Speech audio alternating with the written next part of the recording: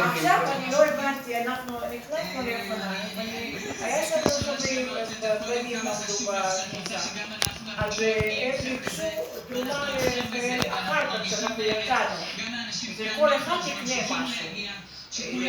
מה, הייתה רשימה, מה לקנות. אז אני אמרתי שאני כבר פעם הבאה אני אקנה, אבל אולי הם רוצים כסף, אני אתן להם כסף. אולי הם רוצים כסף, אנחנו לא. תודה רבה לך. ואתם רוצים לתרום משהו ומשהו. כן, נדבר שבזמן שמיכל נמצאת מדברת שם, פעם הבאה אנחנו נלך לשם ואני אקח רשימה. הוא אומר את הדברים הבאים, הוא אומר שאחת הסיבות לעיכוב זו העובדה שישראל, לפי הפלסטינים, אתמול לא כיבדה בעצם את אתה היית עכשיו תהליך מעצר. מדוע זה חשוב להם? משום שיש יותר מ-150 אסירות וקטינים, ולכן הם רוצים שזה ילך לפי תאריך מעצר. עד כדי כך זה היה משמעותי אתמול, שחמאס כבר אתמול, הוא מספר לי, רצו לעכב את כל האירוע הזה. כלומר, לייצר את מה שאנחנו רואים עכשיו, חווים עכשיו, לייצר את העיכוב הזה.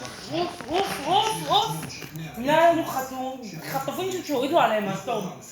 נמאס כבר, גם לא יעזבו אותנו בחיים. ולכן הוא אומר, זו סיבת העיכוב. איזה עינוי, מסכנים. רציתי להבין משהו שהוא כנראה חלק מהבעיה. זה לא חמאס, זה כל ה... זה מעבר אפייה. ראית שם משהו? Actually, like, so weird. סוג של מחסן או שטח אחסון של בסך הכל 7,000 מטרים מרובעים, ששם המשאיות עוברות גב אל גב. Like, seeing myself petting him, אני מבין it's מהמצרים awesome. Go צילמת אותו?